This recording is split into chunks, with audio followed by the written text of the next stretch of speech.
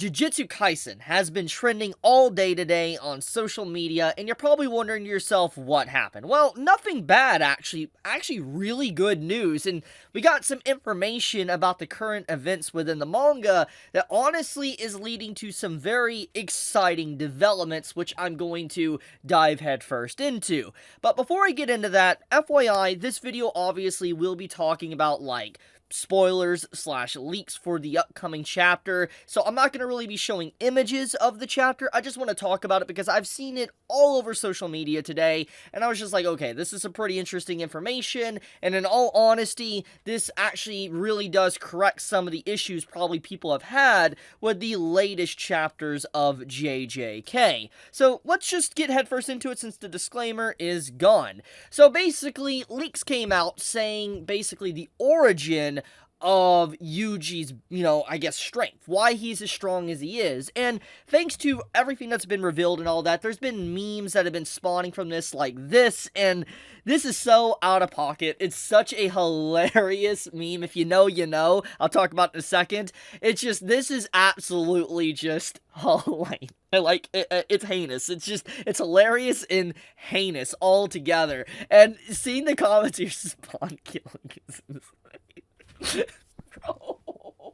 it's horrendous.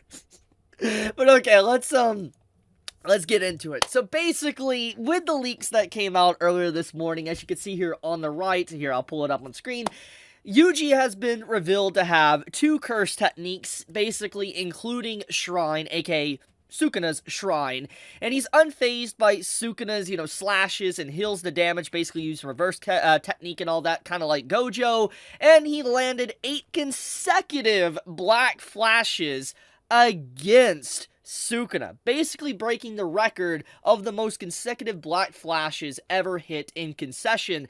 It's legit insane. And then even the editor, which this one's a moot point, but even the editor basically said that Yuji apparently has surpassed Sukuna.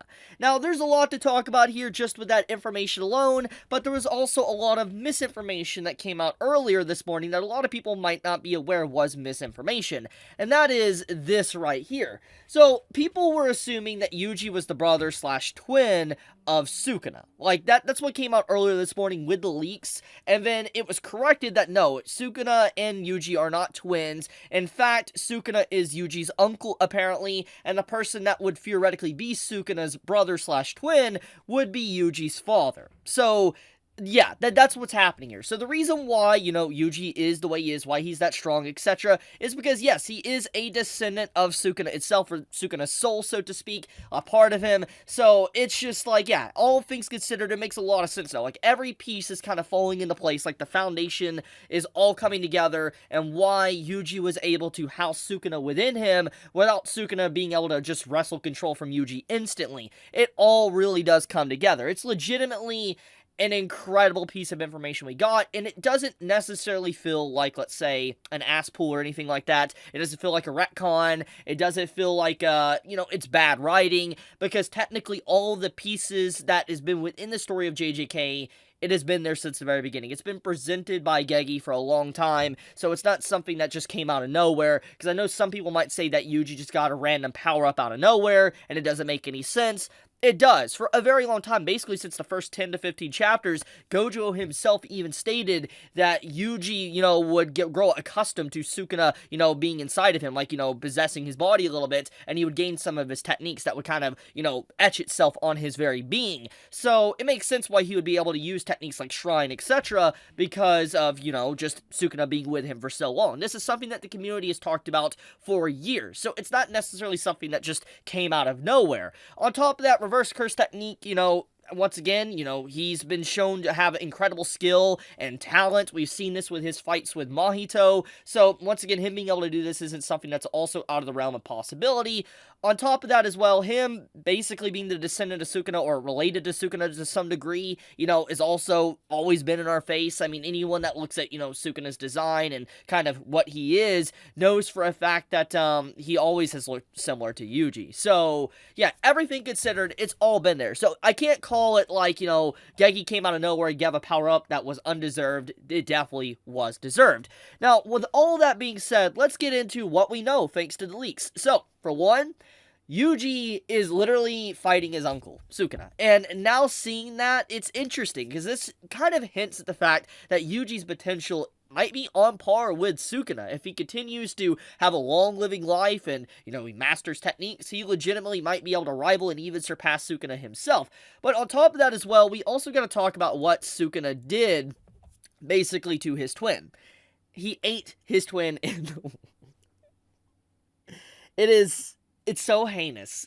I don't even know where to begin with this one, but pretty much the reason why Sukuna is the way he is because he actually devoured his own twin while they were still in the womb. And then the soul of his twin passed down and eventually went into Yuji's father. And at the beginning of the series, like the first chapter, you can go back to watch the first episode as well, when Yuji is talking with his grandpa in the hospital, he talks about Yuji's parents. He's like, hey, let me tell you something you should obviously know about your parents, your mother and father. And now knowing what we know now, many chapters later, it's very clear probably what the grandpa was going to say was something was very off maybe about his mother, basically being Kenjaku, but also, with his father potentially being related to Sukuna to some degree. There's definitely some information that his grandpa was probably going to tell him about his family and his overall upbringing and why he is the way he is. So it does seem like Gegi did have plans for a long time, even if he didn't fully know where he wanted to take it. He had plans to do something with Yuji's parents, and he finally put it fully into effect with the latest chapter. Now, anyways, getting into that, Sukuna spawn killing his twin is wild, and on top of that, what's really wild is I didn't know people actually fought this. This one really shocks me. Apparently, a lot of people thought Yuji was like a Zenin, which I don't see it. I never have seen that. I don't know why people would say that, but apparently this Fury is a lot, very popular. There's a lot of people liking it, a lot of views, so it's just, I didn't know this was a really big, Fury within the community. I'm completely out of the loop here, but apparently a lot of people thought that when I thought it was just very apparent he was related to Sukuna to some degree. But anyways, with all that being said though, we get back into what we know, and that is Yuji just hit 8 consecutive black flashes against Sukuna.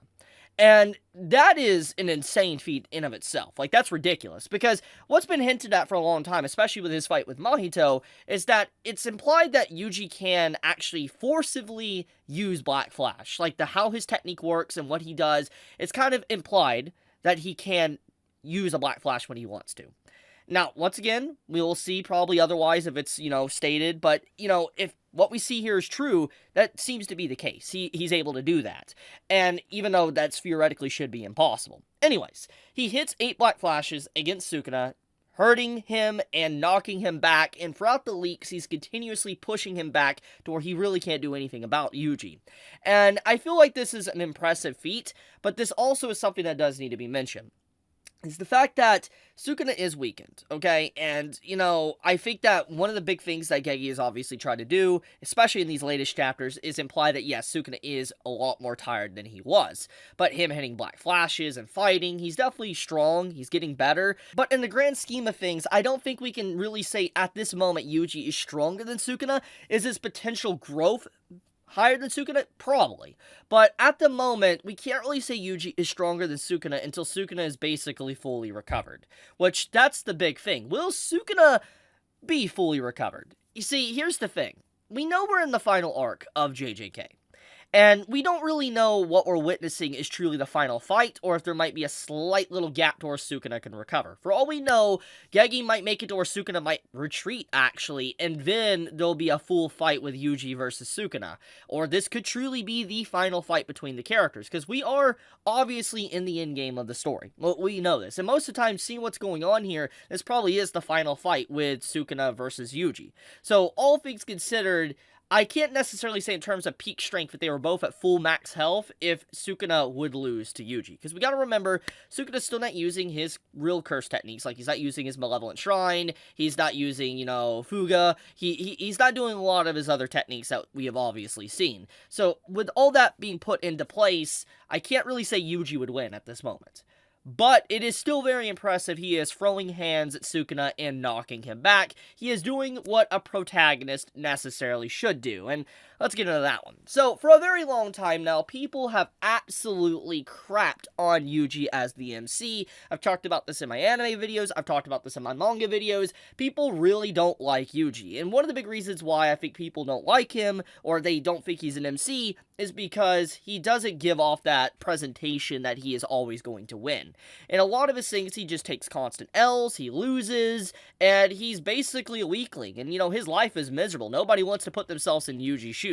So, all of that, it makes sense why people don't really see him as an MC. He doesn't inspire confidence, so to speak. But I don't necessarily think that is, the quote-unquote what an MC should do. I just think that makes sense. A lot of people are used to maybe reading shonen series. That's typically how an MC behaves. So, Yuji stepping up to the gauntlet and fighting like this, I'm really happy to see it, but, everything makes sense. It fits within his personality. It doesn't feel like it was warped or destroyed or anything like that. It falls perfectly in line with his character, and I just love to see it.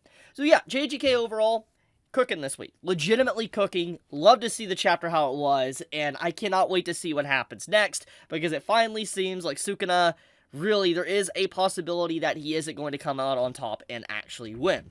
But I'll leave it at that. Thank you so much for watching. If you enjoy my content, please subscribe. It does help me out a lot. And with that, Chibi out.